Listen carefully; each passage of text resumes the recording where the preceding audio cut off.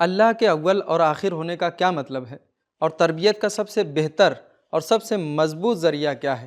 آئیے ان سوالوں کے جوابات کو ڈھونڈتے ہیں اللہ کی نورانی کتاب میں۔ اعوذ باللہ من الشیطان الرجیم، بسم اللہ الرحمن الرحیم۔ محترم ناظرین، السلام علیکم ورحمۃ اللہ وبرکاتہ۔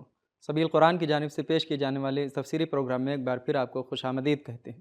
اللہ کی بارگاہ میں شکر گزار ہیں کہ اس نے یہ موقع عنایت فرمایا کہ ایک اور نئے سورے کی تفسیر لے کر آپ کی خدمت میں حاضر ہوئے ہیں، جس سورے کا نام ہے سورہ حدید۔ آج کے اس ایپیسوڈ میں ہم سورہ حدید کی ابتدائی 4 آیتوں کی تفسیر کو جانیں گے۔ تو آئیے سب سے پہلے آیت نمبر 1، 2 اور 3 کی تفسیر کو جاننے کے لیے ان کی بہترین تلاوت اور ترجمے کو غور سے سنتے ہیں۔ کتاب انزلناه الیک مبارک لیدبروا آیاته ولیتذکر اولو الالباب۔ بسم اللہ الرحمن الرحیم۔ سبح للہ ما فی السماوات والارض وهو العزیز الحکیم۔ له ملك السماوات والأرض يحيي ويميت وهو على كل شيء قدير هو الأول والآخر والظاهر والباطن وهو بكل شيء عليم۔ جو چیز سارے آسمان و زمین میں ہے سب خدا کی تسبیح کرتی ہے، اور وہی غالب حکمت والا ہے۔ سارے آسمان و زمین کی بادشاہی اسی کی ہے، وہی جلاتا ہے، وہی مارتا ہے، اور وہی ہر چیز پر قادر ہے۔ وہی سب سے پہلے اور سب سے آخر ہے، اور اپنی قدرتوں سے سب پر ظاہر اور نگاہوں سے پوشیدہ، اور وہی سب چیزوں کو جانتا ہے۔ بہترین تلاوت اور ترجمے کو سن لینے کے بعد اب آئیے ان تینوں آیتوں میں موجودہ نکات کو بھی غور سے سن لیتے ہیں۔ کتاب انزلناه الیک مبارک لیدبروا آیاته ولیتذکر نکات۔ اولو الالباب۔ پچھلے سورہ واقعہ کی آخری آیت اللہ کی تسبیح کے بارے میں تھی، فسبح بسم ربک العظیم، اور اس سورے کی پہلی آیت بھی اللہ کی تسبیح کے بارے میں ہے۔ سبح للہ ما فی السماوات والارض۔ قرآن مجید کے 8 سوروں کا آغاز اللہ کی تسبیح سے ہوتا ہے۔ اسراء، نحل، حدید، حشر، صف، جمعہ، تغابن اور اعلیٰ، اور 90 سے زیادہ بار یہ لفظ قرآن میں آیا ہے، جبکہ اللہ کی حمد سے صرف 4 سوروں کا آغاز ہوا ہے۔ حمد پر تسبیح کے غالب ہونے کا راز شاید شرک اور خرافات سے مقابلے کی اہمیت اور انسان کے عقائد میں اس کی فراوانی ہو۔ نماز کے ذکر میں بھی سبحان اللہ، الحمدللہ پر مقدم ہے۔ الہی آئیڈیالوجی کے مطابق پوری دنیا اللہ کی تسبیح کر رہی ہے، اگرچہ ہم اس کو نہیں سمجھ پاتے۔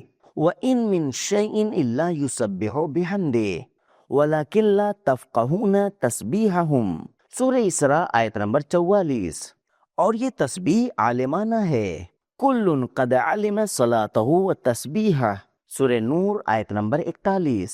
قرآن مجید نے بعض تسبیح کرنے والوں کا خصوصی طور پر نام لیا ہے جو مندرجہ ذیل ہیں۔ الف، فرشتے، نحن نسبح بحمدک، سورہ بقرہ آیت نمبر 30۔ بے، آسمانی بجلی، یسبح الرعد بحمدہ، سورہ رعد آیت نمبر 13۔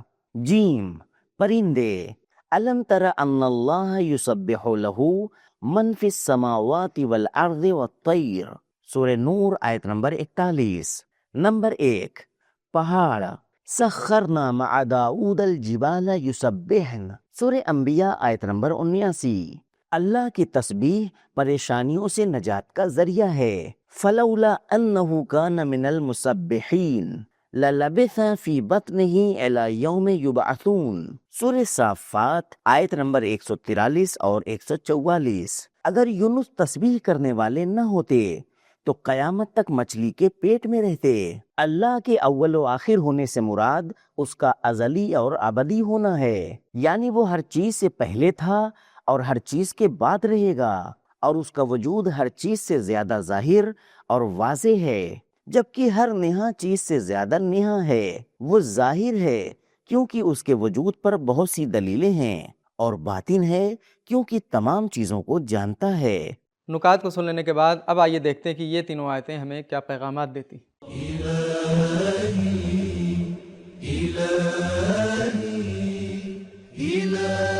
پیغام نمبر 1، اللہ ہر چیز کے عیب، نقص اور ناتوانی سے پاک ہے اور اس بات کی پوری دنیا گواہی دیتی ہے۔ نمبر 2، آسمانی تسبیح کرنے والے زمینی تسبیح کرنے والوں پر مقدم ہیں۔ نمبر 3، اہمیت ایسی قدرت کی ہے جس کو حکمت کی بنا پر عمل میں لایا جاتا ہو۔ نمبر 4، آسمان اور زمین کا حقیقی حاکم اور فرمانرواں اللہ ہے۔ زمین پر انسان کی حکومت ایک مجازی چیز ہے، اس پر غرور نہ کریں۔ نمبر 5، وہ خدا جو عزت، حکمت، حکومت و قدرت کا مالک ہے اور جس کی اختیار میں تمام مخلوقات کی زندگی اور موت ہے، وہی خدا تسبیح اور تقدیس کے لائق ہے۔ نمبر 6، دنیا کا آغاز اور انجام اور ظاہر و باطن سب اللہ کے ہاتھ میں ہے۔ نمبر 7، حکیمانہ خلقت اور اقتدار کے ساتھ مالک ہونے سے زیادہ اہم اللہ کی دائمی نگرانی اور نظارت ہے۔ وَهُوَ بِكُلِّ شَيْءٍ عَلِيمٌ، پچھلی 2 آیتوں کے مد نظر۔ 3 آیتوں کی تفسیر جان لینے کے بعد اب آئیے آیت نمبر 4 کی تفسیر کو جاننے کے لیے بھی سب سے پہلے اس کی تلاوت اور ترجمے کو سنتے ہیں۔ كتاب أنزلناه إليك مبارك ليدبروا آياته وليتذكر أولو الألباب بسم الله الرحمن الرحيم هو الذي خلق السماوات والأرض في 6 أيام ثم استوى على العرش يعلم ما يلج في الأرض وما يخرج منها وما ينزل من السماء وما يعرج فيها وهو معكم أينما كنتم والله بما تعملون بصير۔ وہ وہی تو ہے جس نے سارے آسمان و زمین 6 دن میں پیدا کیے، پھر عرش کے بنانے پر آمادہ ہوا۔ جو چیز زمین میں داخل ہوتی ہے اور جو اس سے نکلتی ہے، اور جو چیز آسمان سے نازل ہوتی ہے اور جو اس کی طرف چڑھتی ہے، سب اس کو معلوم ہے۔ اور تم چاہے جہاں کہیں رہو، وہ تمہارے ساتھ ہے، اور جو کچھ بھی تم کرتے ہو خدا اسے دیکھ رہا ہے۔ تلاوت اور ترجمے کے بعد اب آئیے اس آیت کے نکات کو بھی سن لیتے ہیں۔ كتاب أنزلناه إليك مبارك ليدبروا آياته وليتذكر نکات، جو کچھ زمین کے اندر جاتا ہے جیسے بیج، بارش کا پانی، درختوں کی جڑ، مردوں کے جسم، خزانے اور بہت سی چیزیں، اور جو کچھ زمین سے نکلتا ہے جیسے درخت کی شاخیں، چشموں اور کنویں کا پانی، کانوں اور تیل بنانے والی چیزیں وغیرہ، یہ سب اللہ کے سامنے آشکار اور ظاہر ہیں۔ اللہ کے عالم ہونے اور حاضر ہونے پر ایمان تربیت کا سب سے بہتر اور سب سے مضبوط ذریعہ ہے۔ اگر انسان جان لے کہ ہر لمحہ اللہ اس کے ساتھ ہے اور اس کے تمام اعمال کو دیکھ رہا ہے تو وہ ہرگز زیادتی اور قانون شکنی نہیں کرے گا۔ نکات کو سن لینے کے بعد اب آئیے آیت نمبر 4 کے پیغامات کو بھی غور سے سنتے ہیں۔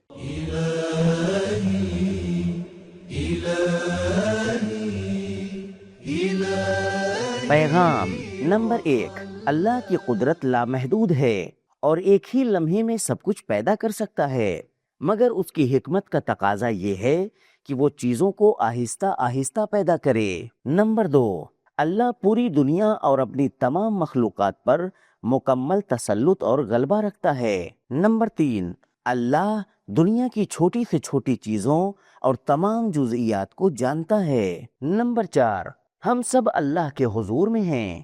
نمبر 5، اللہ کا علم حضوری ہے۔ نمبر 6، اللہ ہمارے کاموں کی تمام جزئیات اور تفصیلات سے واقف ہے۔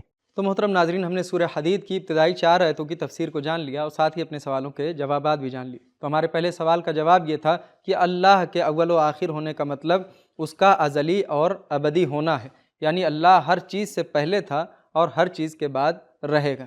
اور ہمارے دوسرے سوال کا جواب یہ تھا کہ اللہ کے عالم ہونے اور اللہ کے حاضر ہونے پر ایمان تربیت کا سب سے بہتر اور سب سے مضبوط ذریعہ ہے۔ تو یہ تھے ہمارے سوالوں کے جوابات۔ ملتے ہیں اگلے ایپیسوڈ میں، تب تک کے لیے شکریہ، خدا حافظ۔ سبیل قرآن، قرآنی سماج کی پہچان۔